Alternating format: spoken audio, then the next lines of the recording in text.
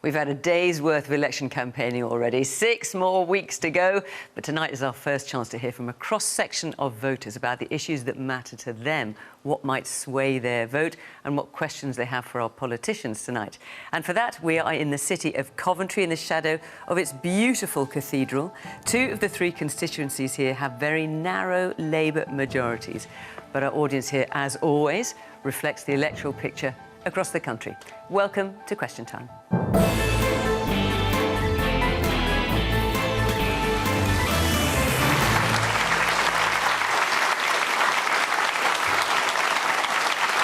On tonight's panel, there's always a wide range of views, starting with Mark Spencer, who is Minister in the Environment, Food and Rural Affairs Department, or DEFRA. He spent nearly 3 years as the former Prime Minister Boris Johnson's political enforcer, or party chief whip. And he's the MP for Sherwood, a seat he took from Labour in 2010. And from Labour is Bridget Phillipson, who is Shadow Education Secretary. She was also elected to Parliament in 2010 for Houghton and Sunderland South. Daisy Cooper is the Deputy Leader of the Liberal Democrats, who are keen to build on the 15 MPs they have already. She doubles as her party's spokesperson on health and wants to put the NHS at the heart of their election campaign. And Tim Montgomerie is a Conservative thinker and influencer. He created the independent online magazine of the Tory faithful, Conservative Home, and now he contributes to Times Radio, Talk TV and the Centre for Social Justice.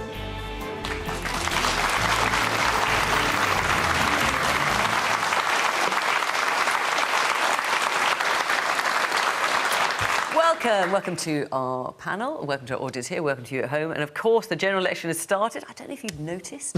And over the next 6 weeks we will hear from a range of political parties, of course, as we get closer to July the 4th. And you can watch or listen to us on all sorts of ways on BBC Sounds, on the iPlayer. We're always live at iPlayer at 8 o'clock. And we're going to start the programme a little bit differently today, since we obviously watched the Prime Minister in the pouring rain outside number 10. The general election campaign has begun, and I thought this is the first opportunity to hear from a cross-section of voters as to what matters to you, what the issues are that will take your vote, what will sway your opinion, and what you'd like to hear from our panel this week. So instead of starting with one question, let's hear a few. So let's see some hands. How fantastic. Right, let's start with the woman here in the glasses at the very front.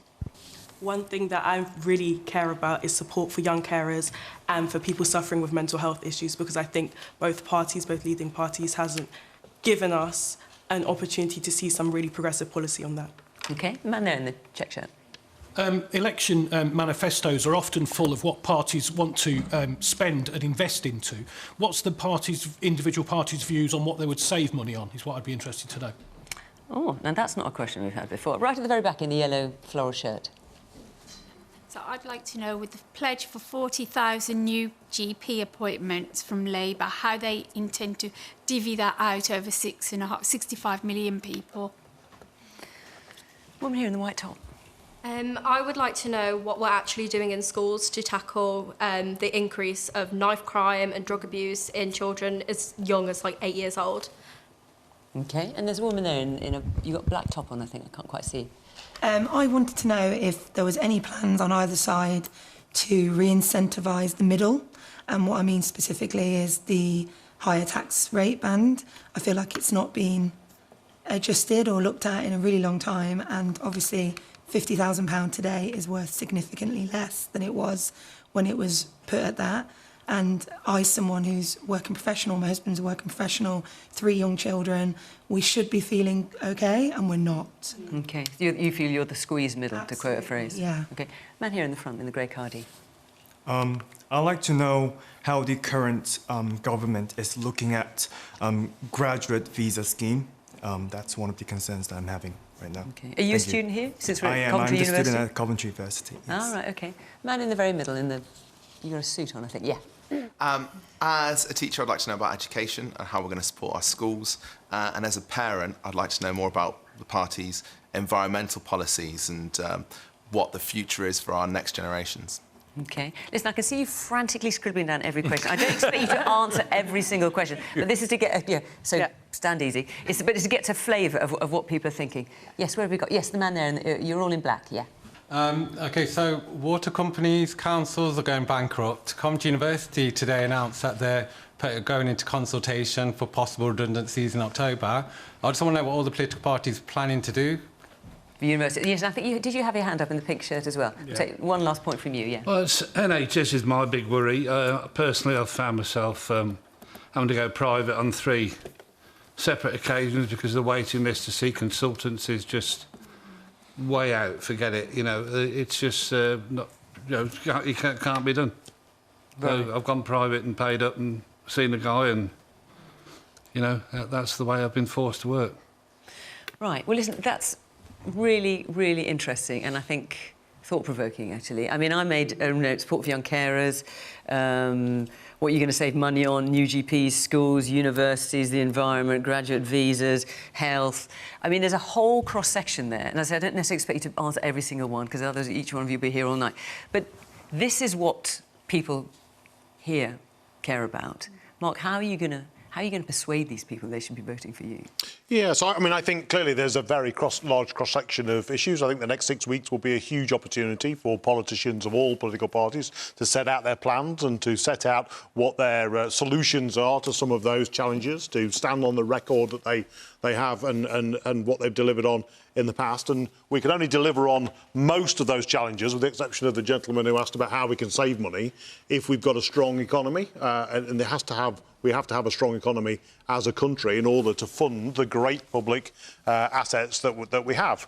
And I think the good news is we've just started to turn that corner. We've just managed to get inflation back under control. We've got growth going again. We're actually growing faster than the US, Italy, Germany, and France only and if Japan. you look at Mark, that is only if you look at one quarter. If you look at GDP compared to hang on, let me finish the point. Before pre-pandemic, we are much lower than the Eurozone average. Our GDP is 1.7% higher than it was pre-pandemic. The US average is 8.7%. So my point is, we have literally just turned the corner. We've just got ourselves back on track, and I think that's good news for us as a nation, because it means that now, as the economy continues to grow, because of the challenging decisions that Rishi made as Prime Minister, we can then invest in all of the things that people are talking about and care about.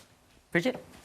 I mean, I think it was, you know, from my point of view, great to hear so many people raise issues connected to education. That's incredibly important for us going into the election, whether it's schools, as we heard, the challenges around mental health. That's why we've said Labour will invest more in mental health support directly into our schools. Our brilliant universities are under so much pressure at the moment. But alongside that, and I think, you know, here today in Coventry, there is a real opportunity to invest in the technologies of the future. So making sure that right throughout people's lives, they've got the skills that they need to get on. So we'd, for example, reform the apprenticeship levy, make sure that people throughout their working lives have the chance to upskill and retrain and come to university if that's what they want to do, including later on in life as well. But this general election will be a moment really that will define so much about our country for the next decade or so. It's our chance for change as a country. We've had 14 years now of the Conservatives, and I don't feel that anything's really working better than it was since 2010.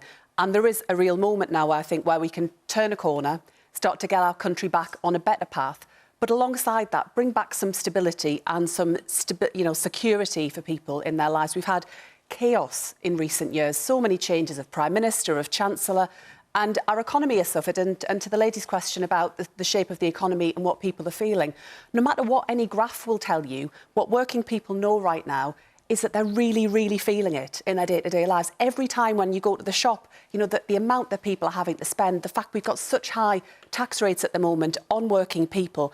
Labour will be setting out a really positive vision over these next 6 weeks about the change that our country desperately needs. Daisy. So the Liberal Democrats want to put health and social care front and centre of our campaign in this general election. I hear time and time again from people around the country who can't see a GP, they can't see a dentist, there are long waiting lists, they call an ambulance, they're scared it's not going to turn up, they use an Uber instead.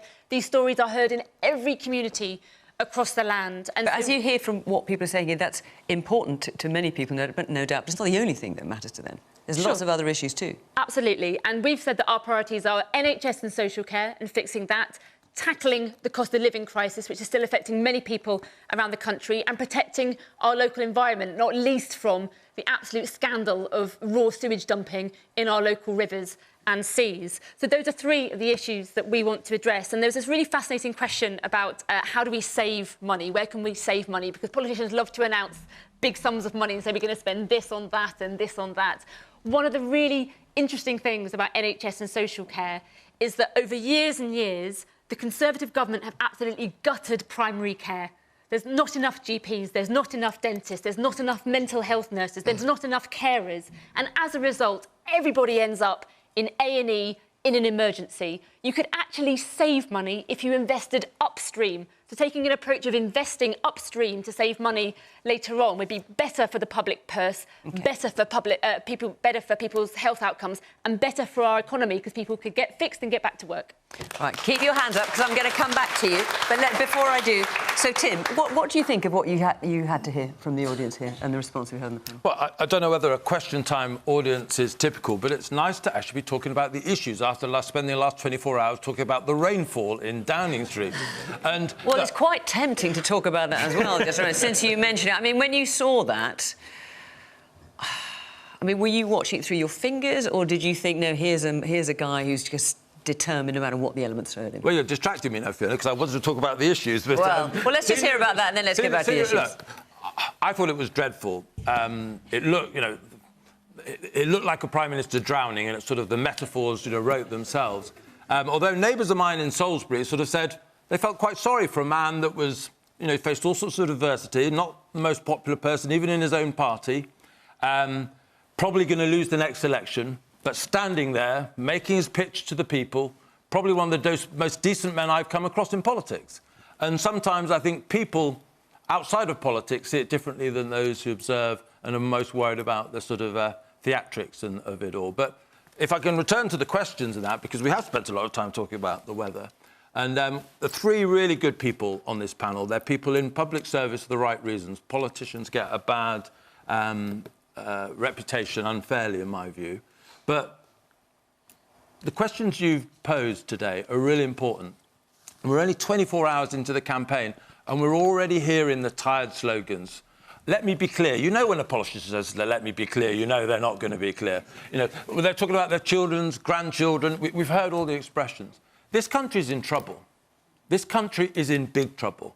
The West is in trouble.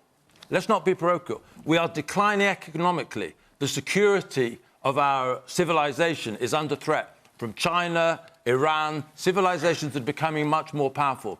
And what do we get from our politicians? We get sound bites. What I'm hoping from this campaign, and maybe we can start today, is real solutions. Labour, they had, up until recently, a £28 billion commitment to tackle climate change. It's been completely diluted. The Tories say that defence is the main issue, and yet their commitment to raise defence spending to 2.5%, they're only going to do it over sort of 7 to 10 years. Well, Putin's not going to wait for us to fund our army before he attacks us. Where is the radicalism? Where is the solutions proportionate to the challenges we face? I'm hopeful we'll get something in the manifestos, but if we only get caution from our politicians, then the Western decline that we see all around is going to advance. I'm worried that this election's going to be dull, and it's up to all of us to ask the hard questions, to get our politicians to be an awful lot braver than they are at the moment. Right. Well, let's hear some of those questions then. Yes, man there in the blue sweater. Mark, I think you need to read the room a bit. When you said that you've delivered for the country and that the economy's turned the corner, people around here laughed at you because no one is feeling it. You know, you take a walk now through Coventry city centre, it's changed. I mean, people having to choose between heating their homes and feeding their kids. The NHS is on its knees. Knife crime and youth violence is rising all over the country. Your party has let us down over the last 14 years. You're going to lose terribly, and you're going to deserve to lose.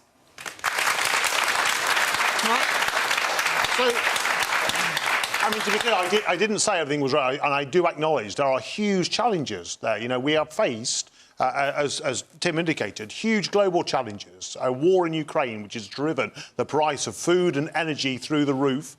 We've seen a global pandemic, which cost the country billions and billions of pounds. And the shock of that, of course, it has led to long waiting lists in the NHS, all of those challenges. The waiting lists were long before that. But clearly, COVID has had a huge impact on that as well. And I think the only way you solve that, is with a strong economy that allows you to fund and to meet the challenges that we all recognise that we're facing. And I'm not saying for a second that all things are rosy in the garden because of those challenges we face, but my point is that we've just started to turn that corner and the economy now is starting to grow. Not my words. The Bank of England, the OBR and the IMF are all saying that we've now turned the corner and we're improving. Woman here in the black top. I'd just like to make 2 points. The first one is about the issue that's really important to me in the election, and that is the safety of women. We are seeing record levels of violence against women across the country, across the world, so much so that the Prime Minister of Australia has called it a crisis only a few weeks ago after the marches that have been happening there. Rape is pretty much decriminalised in this country because of the prison overpopulation issue. Judges are recommending that those few rapists that even do get convicted don't get a custodial sentence. The second point I'd like to make, I'm sick to death of hearing about politicians wanting to make savings. Where are my taxes going? Where are the taxes of everyone in this room going? Why are you not taxing billionaires and millionaires? Yeah, why is Jeff Bezos in Amazon making billions of pounds? Why is Jeff Bezos making billions of pounds, whereas workers in Coventry here who work for Amazon are on benefits, are struggling to pay their bills? What are you all doing about that? Are you best mates with them? Why are you not doing anything about that? Right, Bridget, you want to be in power come July.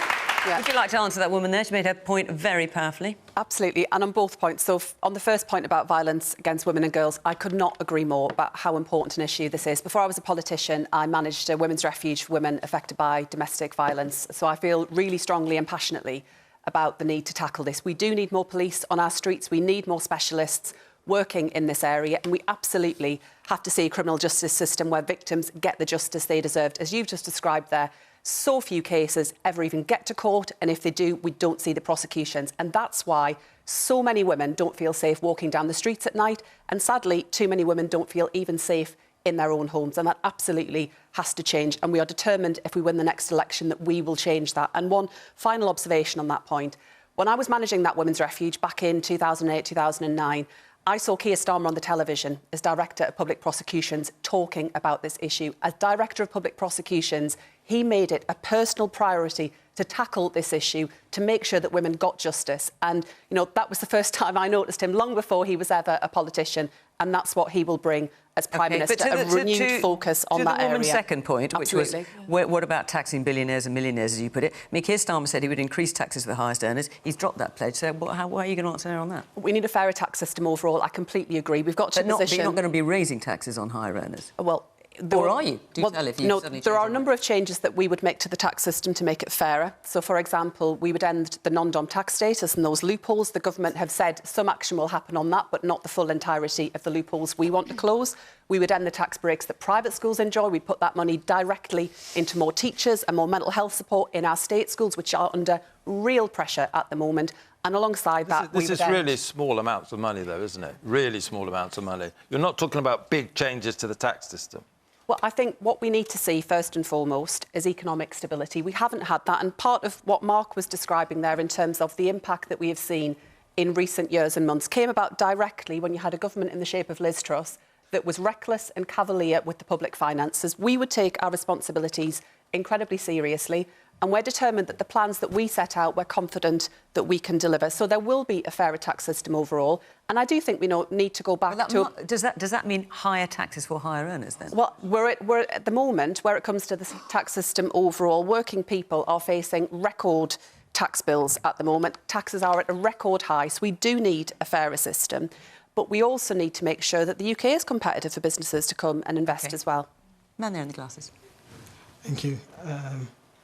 We keep on talking about building a stronger economy. We know for a fact that workforce, the UK workforce is actually the core, backbone of any given economy. So, for instance, the UK labour stats recorded that about 29.3 million people are actually employed, and about 4.5 million people, and I'm talking about 2024, are self-employed. Now, I'm self-employed. And my question is there a plan to actually repeal the off-payroll legislation, also known as IR35? Because, like I said earlier on, every economy depends on freelancers. I'm an IT consultant. And because of this singular act of the government, introducing policies like that, the UK freelance sector right now is at an all-time low, even pre-pandemic. Now, I've been out of role for the past 3 months. I'm a high earner. I contributed a lot to tax. In the last 2 years, I've contributed over £150,000. Yeah, but yet I don't qualify for any benefit. You see? OK, so let's just explain, because not everyone's familiar with IR35. IR35, correct me if I've got this wrong, but IR35 is legislation which means rather than working as a freelance, and Schedule D, I think it's called, you effectively have to be employed by whoever happens to be employing at the time as a member of staff, complete with the benefits and the pension, all the rest of it. And some companies don't want to do that because of the extra cost that incurs. Is that something that Lib Dems would change? Yeah, I've been very active on this issue, actually, and what I would say is there's a lot of self-employed people who are getting a really raw deal at the moment. There's the IR35 scandal, there's also the connected issue of the loan charge. These are two sort of slightly different issues, but they're sort of connected, and we would review both of those, and there's actually a cross-party campaign in Parliament to try and get HMRC and the Treasury to look particularly at the loan charge issue as well as IR35 and to look at those rules. If I may just come back to the lady's point earlier about the taxes, honestly, I think you speak for Britain, because I have spoken to so many people who ask me that very same question. Why are there all these massive companies raking in billions of pounds in profit when ordinary folk can't afford to put food on the table? Well, what I can tell you as a Liberal Democrat is that we don't believe that we should be taxing ordinary folk during a cost of living crisis. But the big banks have been given a £3 billion tax cut by this Conservative government, which we would reverse. The big oil and gas companies have been paying for a windfall tax, but there's such an enormous loophole in it that there's billions of pounds more that they could be paying. We've got the big water companies. Again, they've been effectively asset stripping, taking out loans to pay themselves dividends, taking billions of pounds in profit, and we're being asked to pay for increased water bills. All of that is really, really unfair. And we said, actually, that those big companies should be paying a lot more to pay for our public services. OK. Now, I'm going to move on, only because we've got 6 weeks of this. So I think we'll be coming back to quite a few of these subjects over and over again. But I just want to say where we are next week. We're going to be in Epsom in Surrey. So if you fancy being part of that audience, go to the Question Time website. And I should just say that the list of all our locations are there. Some of them are going to change now, because it was a bit of a spanner was thrown in the works with the announcement yesterday. So we need to get around, make sure we get around the whole of the UK. So don't take the rest of it as gospel. But we are definitely in Epsom in Surrey next week. Right, let's now, you mentioned water. You mentioned water over there. Claire Hartree, let's have your question. So, as a wild swimmer, I'd like to know what the panel thinks should be done about sewage spills and who should foot the bill. So just tell us about your experience with wild swimming, then. So, I've been a wild swimmer for about 5 years now. I got into it in lockdown because I missed our swimming pools. And we don't have any coastline around here, so we have to rely on the rivers. And what's your experience of the quality of the water? Dreadful. So I've been going to the old bathing place in Stratford over the last 5 years, and a couple of years ago, friends of mine, their children got ill. So now we have to go to Dosthill, which is about 40 minutes away in Tamworth. It's a quarry, so there's no chance that there's any runoff off the lands or anything that's coming from the water companies. Right, so. OK. So what should be done about the sewage spills in our water, and how should we foot the bill? And it's worth just saying this week that water companies in England and Wales want bills to increase, according to the Consumer Council for Water, by between 24% and 91% over the next 5 years. So the Consumer Council for Water is a kind of consumer watchdog. And you've got Southern Waters asking for the biggest jump, 91%. Severn Trent is this area. You'll be familiar with that. And they have asked for bills to rise by 50% in the next... I can hear all sorts of gasps there. By 50% in the next 5 years to £657 per annum. Who should be paying those bills, then, Bridget? I mean, what we've just heard there and what's been going on is a total scandal. You know, we're in a situation where there hasn't been proper reporting about the number of discharges. We absolutely need to see tougher regulation, more fines and firmer action on this. My part of the world, the northeast of England, we've got an amazing coastline. All of us, we should be able to enjoy that and take our kids there and not have to worry about getting sick because of what's being pumped onto our beaches. So there is no way that water company bosses should be getting big bonuses while all of this is going on. But even if they don't get big bonuses, I mean, Severn Trent's boss was paid nearly £13 million over the last 4 years. Just thought I'd throw that in there. I mean, you've got companies like Thames Water, for example, which was effectively struggling to keep... I was going to say struggling to keep afloat. That's an unfortunate metaphor in the circumstances. But, you know, they've got a debt of something like £15.6 billion. You've got investors saying they're not going to spend any more money on it. It's not just going to be Thames Water. This is going to be something that a number of waters are going to struggle with. Where is the money going to come from to increase our sewerage? You want to build loads of houses. Where's the money going to come from to increase the sewerage system, to stop the leaks and to stop sewage spills going in? Are we all going to have to pay for it? Or if you are in government, are you going to find the money from somewhere? Well, of course, developers, when they're building housing, have to be a part of this. And but only much wider. Well, only a part in the same way that they have to be part of the answer where it comes to broadband and much more besides. But on the particular point about water, I mean, this is one really, really big area where we've ended up in a complete and utter mess on this topic, in the situation that you've just described there, where it comes to Thames. And the last thing I want is for the taxpayer to be on the hook. OK, so where's the money going to come from? That's the question. Because there's no easy answer. I'm not suggesting there is. But there's potentially... We're all going to be on the hook for billions and billions of pounds to increase our infrastructure. Who's going to pay for it? Well, the water company should have been investing over the decades. But we are where we are now, so who's going to pay for it? The water companies need to be held responsible, and water company bosses need to be held responsible for their total failure to invest since privatisation so should the water in the find infrastructure. the billions of pounds? Is that what you're saying? Well, they should have been doing this already. That was the point of privatising. I'm just trying to work out. I'm not disputing that, but you want to be in power in a couple of months. Absolutely. You've got water companies that are going to have to find billions of pounds for infrastructure. You've got Thames Water who's in debt and their investors saying, well, we're not going to pay.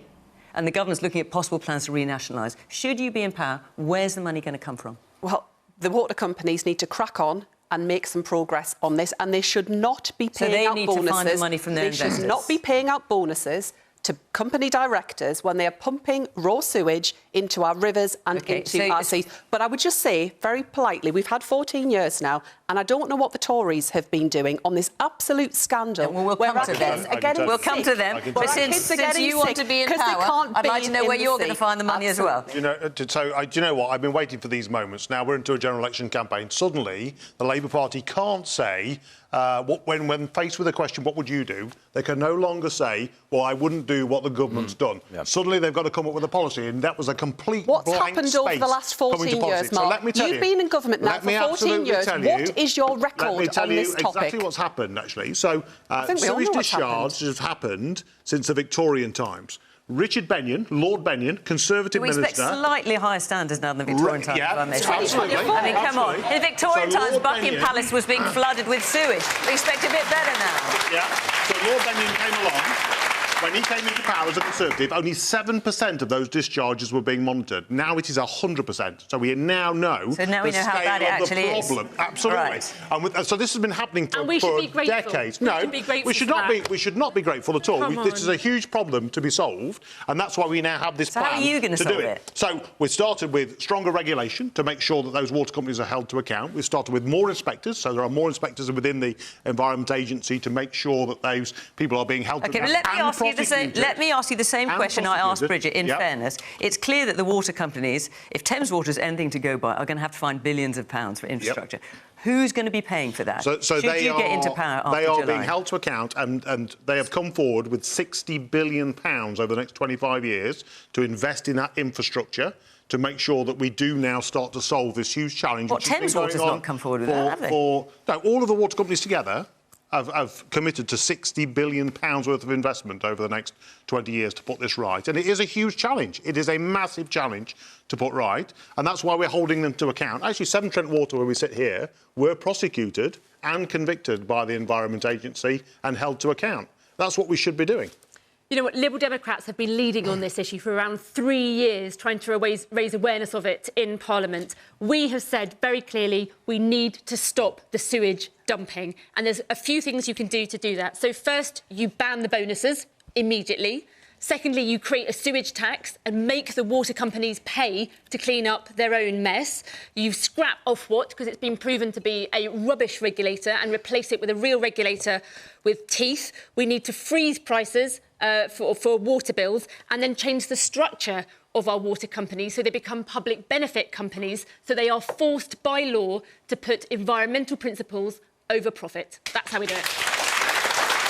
OK.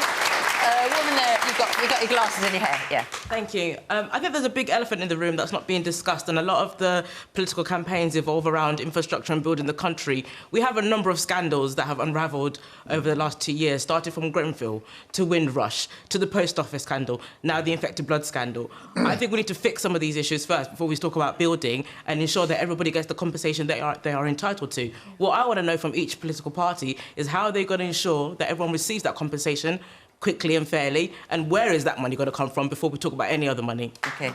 That is a very good question.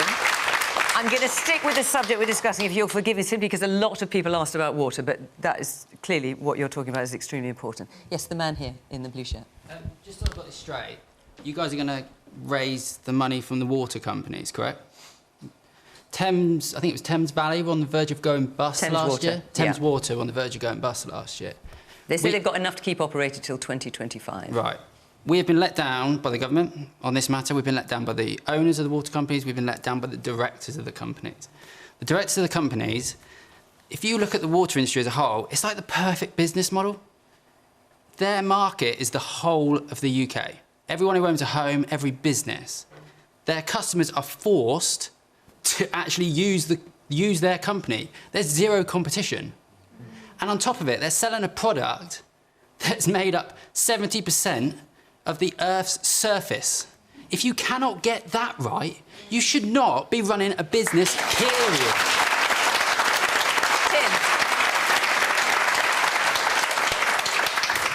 Tim. You wanted radical policies. Are you hearing them? Well, no. I'm a capitalist. I believe in the free enterprise system. We all recognise and award people in our country who give to charity, invent, do great social deeds. People who create jobs, create industries, they are people we should admire as well. I love free enterprise, I love business. But what I will not defend are businesses that don't take risks. These are, as the gentleman there has just described, these are gentlemen who basically, these are companies who have natural monopolies. And what they're doing is they're not taking risks themselves. They're getting paid the same bonuses, the same rewards that people who are taking risks are getting. So it's all gain for them and no cost. I'm a Conservative, but I've seen this experiment go on for too long. We need to nationalise these companies if they continue to fail on the scale that they are. It can't be a nationalisation for long, because what we do know from history is that politicians think in short term. And so that if there's a choice between investing long-term in the infrastructure of our railways or our waterworks, they will choose the NHS's wages, or they'll choose police wages or whatever. But at the moment, the shareholders who've gained an awful lot from these privatised companies need to pay the price. They've enjoyed a great windfall, and it's time now to be nationalised and sold again potentially in the future to owners who will actually manage them properly. Right, let's take another question from Elizabeth Norton. Where are you? My question for the panel is, how would you help universities survive the current financial crisis without raising tuition fees? So, the Office for Students reports that 40% of England's universities are expected to run budget deficits this year. Vice-Chancellors are reportedly saying that increases of £2,000 to £3,500 a year per student would be needed. And, of course, tuition fees have been frozen since 2017. Daisy? Well, I think that in this country we should be incredibly proud of our British universities. In many cases, they are world-leading. Not only do they attract students from around the world to come and study here, the brightest and the best, which we're told by this government they want to apparently attract here, despite stopping them with changes to visa systems, but our universities also have a fantastic export because they expand around the world, as I know the local university here has done. So what would you do about funding? I think everyone who's... I mean, we're at Coventry University here. I don't know if there are any students from the university here, but, oh, look, a few hands going up. I'm sure they're very proud of their university. Let's take that as a given. Yeah. What are you going to do about the money? Well, I think there's a number of things you can do. I mean, the first is that you shouldn't cut off their funding from having international students coming here to study. You should incentivise... So the Lib Dems would not reduce numbers of foreign students coming to No, we have long maintained that you should actually take those numbers out of the migration statistics altogether because they skew them. And actually, we should welcome students to come here. But separately, we should support our universities to export and to be a proud British export to the rest of the world. Many universities have fantastic partnerships with private companies, whether that's for research and development, whether that's for regenerating town centres. Universities are a hub of employment and they can be a hub of regeneration. So universities themselves are not short of ideas on what they could be doing to... But what they do say financially is that they run at a loss when it comes to teaching students from the UK, and they run at a loss when it comes to research. So would the Lib Dems give the universities more money? Well, I'm a strong supporter of research and development, and we've always maintained as a party that there should be a bigger budget for research and development. So you would give the universities more money? But what I'll say is, going into this general election, I'm not going to start making promises about more money here, there and everywhere, unless I know for certain it's a pledge we've already made. But OK. I just wondered if it was something you'd already thought about. When it comes to the manifesto, it will be fully costed, and we'll have our details in there about what we will be spending our money on. But what I would say is, as a first principle, we shouldn't be tying the hands behind the backs of universities and stopping them from being able to run a basic operating model by restricting the number of students that they can have. Mark, well, the number of foreign students has dropped as a result of something that the government has brought in, which is allowing only students studying a PhD to bring dependents with them. But this is what you wanted, that the number of foreign students would drop, is it? So I think we've got to look around the telescope the other way, actually, and what universities are for. They're about making sure the next generation have career opportunities and can benefit the UK economy with their new skills and the skills that they've acquired as they go through university, or via another system of supported employment. And I think that's how we should be viewing these things. Are we getting the right skills to our next generation, and how does that model work? And I think, as Daisy said, we do have some of the best universities, genuinely best universities anywhere in the world. And quite a few of them are saying they're suffering a financial crisis. Well, so what would you do about that? Some of the work that they're doing is very worthy, and I think they are worthy of that support. But we've got to make sure we get that model right. So hang on, but what does that actually mean? Does it mean, if they're saying we're running at a loss unless we have more international students, does that mean taking more international students again? Does that mean increasing tuition fees, or does that mean giving more money to universities? I think we've got to make sure that the number of university places that exist within the United Kingdom match the if you like, the necessity for the UK economy and for our next generation. And but in terms of answering the question, which is how can you help universities survive the financial crisis? Students piled into universities, I'm saying, is not necessarily the right outcome for the UK economy or for those young people. OK, so how would you help universities balance the books? That's basically the question. I think they've got to make sure that their books are run in an efficient way, and that they are acquiring the right young people for the right courses, and that they're cutting their cloth according to the skills required for the next generation. How's that going to help them find more money? Well, the argument that you're making is that we should... Well, I'm not making an argument at all. I'm just saying that universities are saying that they're just financially struggling. Yeah. And I'm just trying to work out what you think the answer... And at the moment you're saying, well, they just need to make sure we've got the right students to suit the needs of the economy, which is an entirely fair point. But I'm not sure how that's going to help their finances. Is increasing the number of students the right model to go? And the point that I'm making is that I don't think increasing that number of students is the right model for our universities. Okay. And I don't think that delivers the right outcomes for the economy. So raising tuition fees then? Would that be an answer? No, I don't think that is the answer either. I think, actually, it's probably less students in those universities. So you want fewer students to go to university? No, I'm saying that we need to make sure the career options for those young people are the right ones. And sometimes going to university is not the right career option for that generation. And actually, if you look at some of the apprenticeship schemes around the country, I mean, some cracking ones here actually in these Midlands, so with Jaguar, Land Rover, Toyota. Fewer students at university, perhaps possibly more apprenticeships. Yeah. Yes. Yeah. OK, Tim. Right. You wanted radical policies from me a minute ago. It took quite a while to get there, but we got there in the end. And this is probably why I'm not standing for election, unlike the other three people on the panel. I think Daisy and Mark have both said we have some of the world's best universities. We also have some really rubbish ones. Really rubbish ones.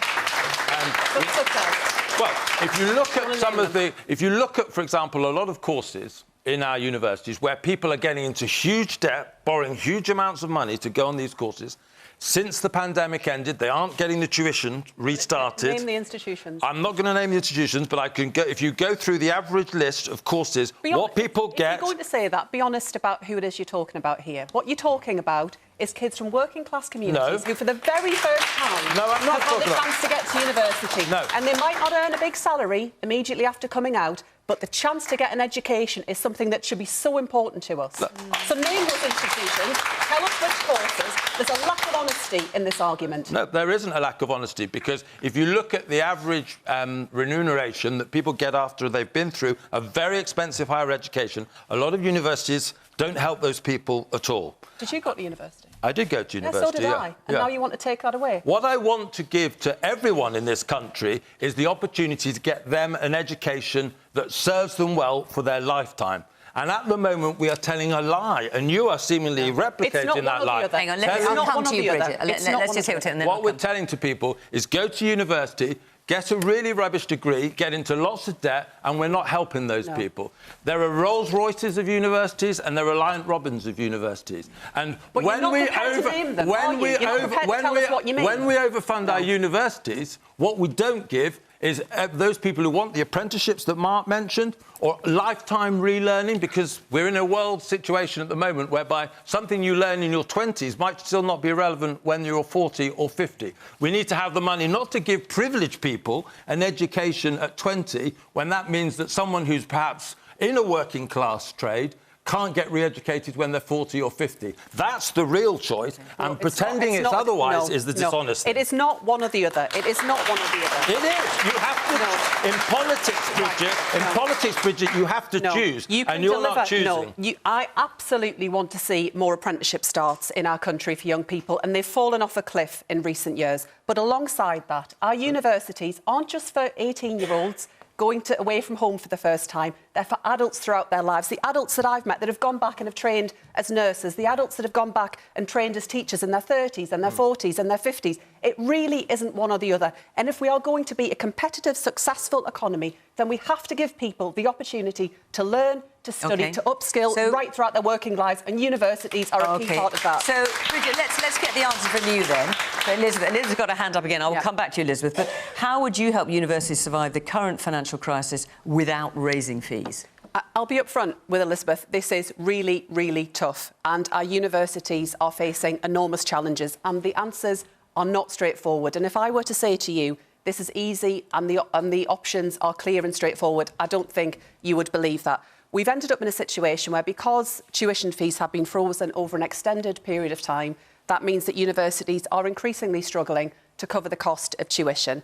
Now, our international students that come to this country, who make it their home for a limited period, make an enormous contribution to our towns and cities. I'm sure you all see it here. I see it in Sunderland, where I'm an MP. But those international students increasingly are cross-subsidising the education of domestic students because of the situation that we've ended up in. The challenge alongside that, however, is that our young people, when they leave university, now have a system which, as of September just gone, is even more regressive than it once was. So a nurse ends up paying more. Someone who earns a big salary working in the city pays less. But what's your answer? You say the answers are not simple, and I'm sure they're not.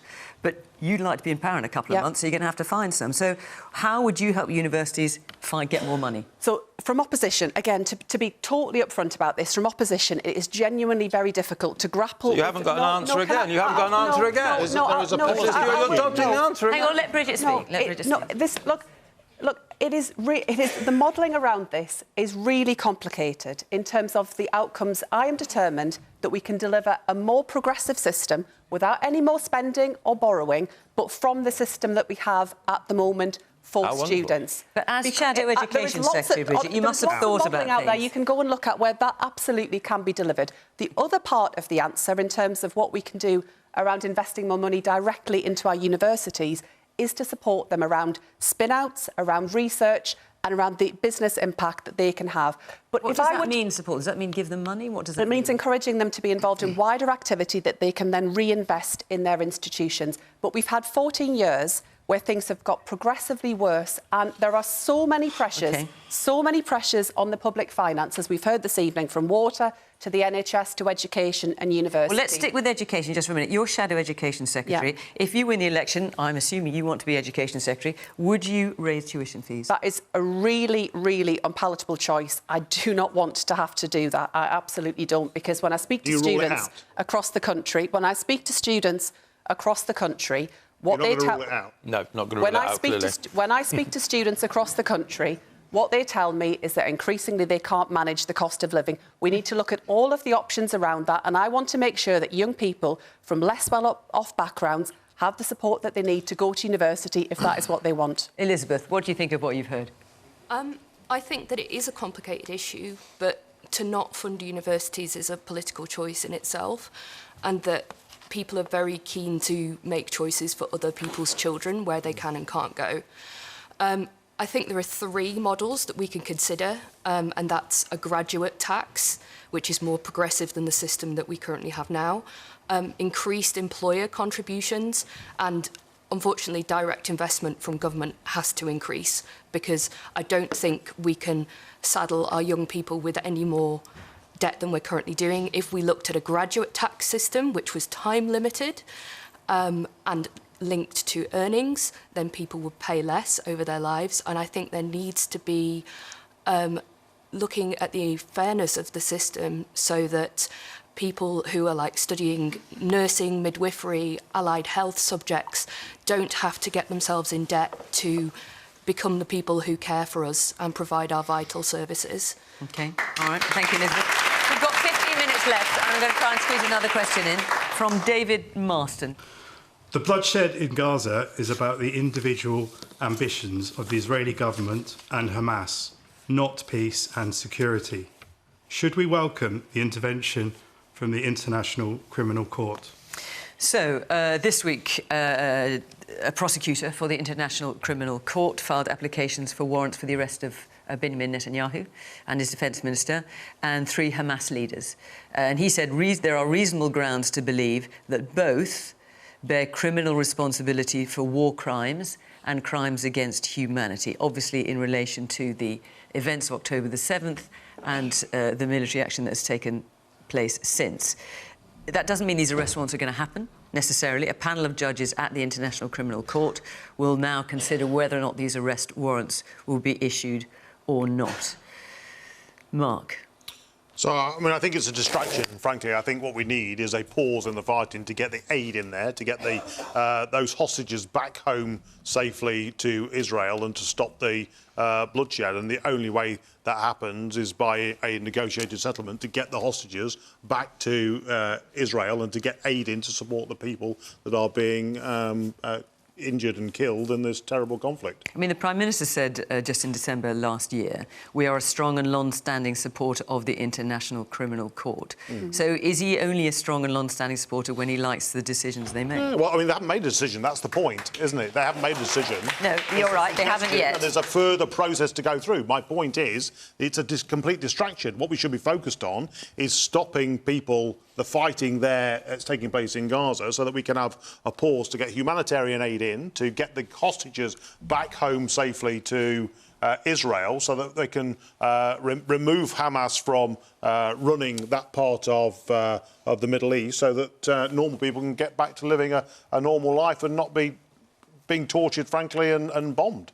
And should this panel of judges decide that an arrest warrant should be issued, and I appreciate I'm asking you a hypothetical question here, the legal situation would be that should Benjamin Netanyahu, obviously the leaders of Hamas are not going to come to the UK, but should Benjamin Netanyahu come to the UK, we should arrest him. I mean, there's a whole process to go through there. I think I'm not going to get involved in speculating about that. I think we need to concentrate on putting all of our effort as the UK government to try and find a solution to get aid into that part of Gaza and to get the hostages back. So Labour take a different view. The Shadow Foreign Secretary, David Lammy, says Labour's position is that the ICC Chief Prosecutor's decision to apply for arrest warrants is an independent matter for the court. So you're just wait and see what happens. And then presumably, as I say, if this arrest warrant goes ahead and Labour were in power, Labour would arrest the Israeli Prime Minister. So I mean, that's the natural sequence of events. So it's an independent matter for the Chief Prosecutor who was going through that process. It is a formal process that should be gone through. The immediate priority does have to be getting to a ceasefire, getting the release of hostages, getting more aid into Gaza, and alongside that moving towards a two-state solution, a safe and secure Israel alongside a viable Palestinian state. The question is, should we welcome the intervention from the ICC? Well, I think the immediate priority has to be getting to a ceasefire. No, you said that. Yeah, Let's answer the question. So should we welcome the intervention from the International Criminal I think the Court? rule of law matters. I think the international rule of law matters. It used to matter to the Conservative Party as well. It matters to me. There is a process to go through. It's absolutely right that process happens. Okay. If that's what the Chief Prosecutor has determined, but this is only the first step. There has been no conclusion reached on this topic. But given that Labour is taking a different position, I'm keen to explore it because, as I say, we're in a general election. You may be in power come, second week of July. If this goes ahead through the ICC, and you say you support the ICC and the rule of law, you would be in the position as a government where you would have to arrest Benjamin Netanyahu should he come to this country. Would you do it? So what you're setting out is a hypothetical scenario where we are a long way from that process. Well, you either respect their decisions or you don't. Well, but they haven't reached a decision. That's the point. You're asking me a hypothetical question. Sure, but it's only one step away. Well, I think it's a considerable distance away, but I do think it is right and proper that they follow the evidence, that they do their work thoroughly and properly. But my immediate concern is getting to a ceasefire, getting aid in and getting the hostages out. OK, man there in the... I think you've got a dark blue sweater on, can't quite see. Oh, thank you very much. I've come to this programme, really want to listen to what Labour Party is going to say. I used to vote for Labour Party, and you've not answered any question at all. See, you've not answered...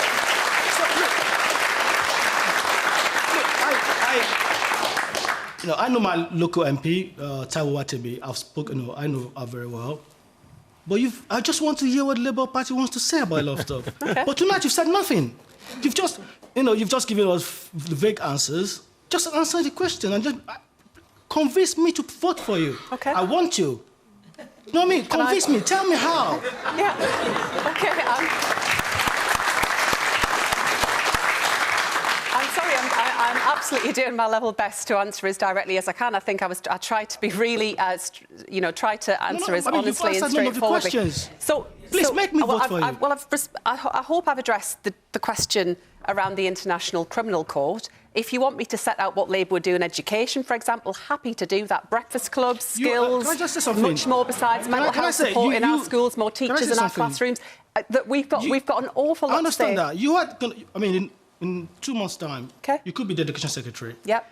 And if I were you, my advice would be, you can actually, it's a political choice. Mm-hmm. You can actually take the education budget and make it an investment instead of, making an expenditure. Why don't you do that? If you make it an investment, as they do in Singapore, in Norway, in Finland, take it away, make it an investment, and that reduces the budget deficit. Mm-hmm. That helps everyone.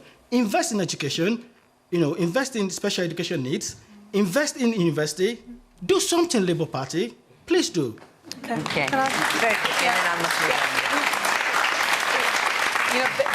Education will be central to the work of the next Labour government. We will invest more in education, whether it's more teachers in our classrooms, universal free breakfast clubs for our children, more mental health support in our schools, careers guidance, work experience, more skills training. We've said a lot, we'll be saying more going into the election, but we do, I think, have to be upfront with the public about the scale of the challenge that we face as a country. We've been through some really tough times in the last couple of years with the impact that we've seen through all the insecurity, through what happened with Liz Truss, through the run on, the crash of the economy. But what I've set out, all of the plans I'm setting out, I'm confident we can deliver. I think, for example, breakfast clubs in our primary schools would make a really big difference. As children start their day at school, it delivers better outcomes for our children. It will help them get into school. We're facing a really big issue around attendance. Hang on. We're facing a really big issue around attendance. So there are lots of ways that we can and will make a difference. We will talk about Gaza. In fairness, Bridget was asked a question about education. I think we need to give her room to answer it. Let's get back to the question at hand here. Should we welcome the intervention from the International Criminal Court? Do you welcome it as a Liberal Democrat? Yes, I do, and I'll be very clear about why I do. As a Liberal, I'm an internationalist, and we in Britain used to have a proud reputation on the international stage for advocating and defending the principles of democracy, human rights and the rule of law, and this is about the rule of law. we should be supporting the International Court and its processes. Now, nobody is jumping the gun on what's going to happen in terms of that application, but I think the UK government should be giving the court its backing, its full backing, to follow the processes that it needs to follow. There are some heinous crimes that are happening in that part of the world. But Daisy, the only reason I'm asking the others about arresting the Israeli Prime Minister is because if you're backing this now, presumably you back it all the way through, and the consequence of backing all the way through means that you could be in a position where the British government would have to arrest the Israeli Prime Minister. But would you be up for that? In theory, that is a position that a future government could be in, and Liberal Democrats are clear that you have to uphold the rule of law without fear or favour. And if that is a logical consequence, then so be it. The fact of the matter is here that we've got, accusations of rape being used as a weapon of war, potentially starvation being used as a weapon of war. And the question I put to the Shadow Foreign Secretary in Parliament this week was that if the UK government, if the Conservative government does not back the jurisdiction of the ICC, then what legal mechanism will the government look to make sure that any of these crimes that anybody is brought to account for these crimes? And he could not answer the question. Now, I don't think that with our proud history of standing up for the rule of law, we can allow these crimes to go unnoticed and unpunishable. So I hope that the UK government does give the court its backing to follow its processes and to see where that independent process ends up. Tim.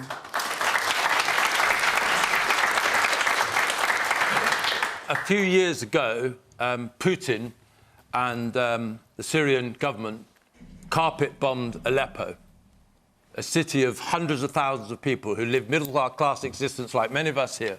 City was basically razed to the ground. In Myanmar now, the Muslim population there is being basically ethnically cleansed by that government. Saudi Arabia, one of our allies, carpet-bombed Yemen. Why weren't any of those countries taken to the ICC? I think that Israel does have a case to answer, but I can't criticise them if we have a system whereby the only country in the world that seems to be taken to the ICC is the Jewish state. Why somehow are all other outrages in the world overlooked, but the Jewish state is persecuted by the ICC? We just had the United Nations fly its flag at half-mast in tribute, apparently, to an Iranian president who murdered 30,000 political prisoners and people. If our international institutions were genuinely independent, genuinely pursuing moral outrages everywhere on the planet, I would give them the backing that Daisy has. But they don't. They are morally lopsided, morally blind to some things, and very censorious about others. And that is why, until the ICC gets its game in order properly, I can't back what it's looked to do this week. OK. I've got about 20 seconds left here. David, where are you? I just want to hear what you think of the responses you've heard here. I don't think Mr Spencer says that it's a distraction, but I think Rishi Sunak was pretty negative. He didn't seem to suggest it was purely a distraction that was the problem. Unhelpful. And it seems that the UK government and the US government are very much against the ICC intervention. And it seems to me that that's a political decision rather than an ethical decision. OK. All right. Well, thank you for your point. Our hour is up. Oh, my gosh, just the beginning. This is week 1. 6 to go. You looking forward to it? Or have you had enough already? Oh, come on, it's going to be great. Right, that's it for us. Next week we are in Epsom. I've no idea where we're going to be after that, but we'll find out. Thank you very much to David Howard, who's given these pictures of Coventry. Great to see those. The cathedral is just there, or I'm not sure. We're in the shadow of the cathedral, which is a wonderful building, and it's really lovely to be here in this university. Thank you to the panel. Thank you to all of you for coming along and taking part. And, of course, thank you to you at home for watching. From Question Time in Coventry, bye-bye.